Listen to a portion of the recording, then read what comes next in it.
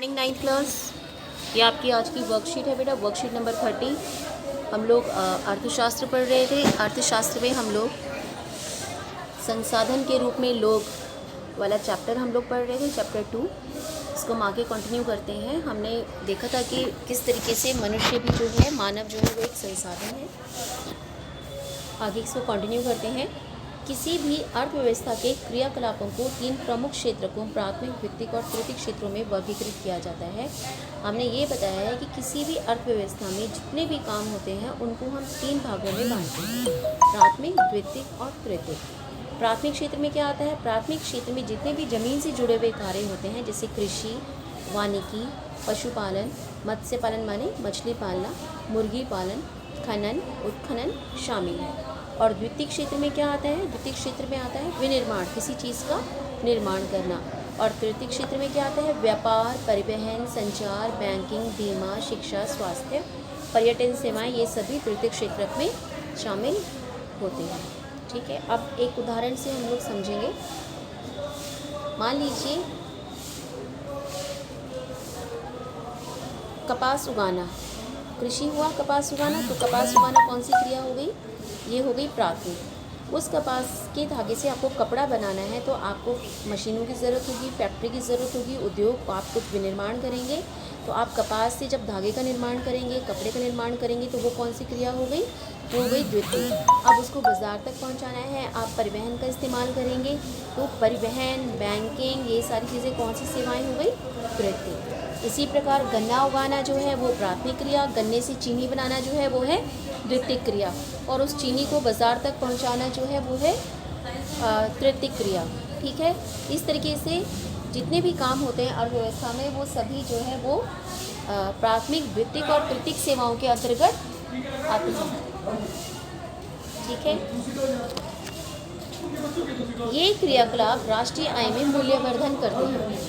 यह क्रियाएं आर्थिक क्रियाएं कहलाती हैं। आर्थिक से अर्थ होता है ऐसी क्रियाएं जो कि पैसा कमाने के उद्देश्य से की जाती हैं, ऐसी क्रियाओं को आर्थिक क्रियाएं कहते हैं। ठीक है, देखिए 2 प्रकार की क्रियाएं होती हैं, एक होता है आर्थिक, एक होता है अनार्थिक। जो क्रियाएं पैसा कमाने के उद्देश्य से की जाती हैं उन्हें आर्थिक क्रियाएं कहते हैं, और जो पैसा कमाने के उद्देश्य से नहीं की जाती हैं उन्हें अनार्थिक क्रियाएं कहते हैं। जैसे एक नर्स का हॉस्पिटल में काम करना, उसको पैसा मिलता है उसके बदले, वो आर्थिक क्रिया है। और अगर वो घर में किसी की देखभाल करती है, उसके बदले उसे पैसा नहीं मिलता, वो है अनार्थिक क्रिया।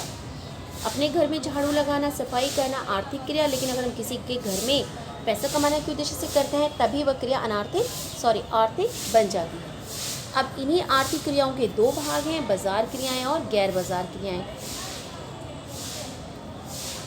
बाजार क्रियाओं में वेतन या लाभ के उद्देश्य से कोई भी काम आप करते हैं, जिस काम के बदले आपको भुगतान किया जाता है। जबकि जब आप गैर बाजार क्रिया करते हैं तब आप अपने उपभोग के लिए उत्पादन करते हैं। ठीक है, पहले हमने क्रियाओं को प्राथमिक, द्वितीयक और तृतीयक में बांटा, फिर हमने क्रियाओं को आर्थिक और अनार्थिक में बांटा, फिर हमने आर्थिक क्रियाओं को बाजार क्रियाएं और गैर बाजार क्रियाएं में बांटा कि अगर आप बाजार में भुगतान के उद्देश्य से करते हैं वो बाजार क्रिया है, और अगर आप अपने उपभोग के लिए करते हैं तब वो गैर बाजार क्रिया है। ठीक है, अब क्वेश्चंस देखिए। अर्थव्यवस्था के क्रियाकलापों के कौन से 3 प्रमुख क्षेत्रों में वर्गीकृत किया जाता है? ऊपर आपने देखा प्राथमिक, द्वितीयक और तृतीयक, तीनों के एग्जाम्पल भी लिखने हैं। दूसरा, द्वितीयक क्षेत्र के कोई 4 उदाहरण लिखिए।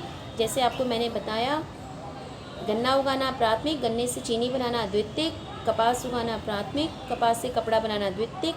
ऐसे ही आप 2 एग्जाम्पल और ढूंढेंगे। आर्थिक क्रियाएं किसे कहते हैं? ऐसी क्रियाएं जो पैसा कमाने के उद्देश्य से की जाती हैं उन्हें आर्थिक क्रियाएं कहते हैं, जैसे किसी टीचर का स्कूल में पढ़ाना, जैसे किसी नर्स का हॉस्पिटल में काम करना। ठीक है, ऊपर दिए गए चित्रों में 3 प्रमुख क्षेत्रकों की पहचान कीजिए। देखिए ऊपर आपको एक चित्र दे रखा है, इस चित्र में आपको क्षेत्रक बताने हैं। जैसे देखिए इधर ये फैक्ट्री है, ये कृषि है, ये कौन सा परिवहन है, ये परिवहन है, ये कौन सा क्षेत्रक है। इन तीनों क्षेत्रकों की पहचान करके आपको बताना है। बाजार क्रियाएं और गैर बाजार क्रियाएं आर्थिक क्रियाएं होते हुए भी एक दूसरे से भिन्न किस प्रकार है बताना है। क्यों कि बाजार क्रिया वो क्रिया है जिसके बदले आपको भुगतान मिलता है या भुगतान किया जाता है, और गैर बाजार जिसमें आप उत्पादन किस लिए करते हैं, स्व उपभोग, क्रियाओं से पहले स्व उपभोग के लिए उत्पादन है। ठीक है, ये आपकी वर्कशीट है, ध्यान से सभी बच्चों ने इसको करना है।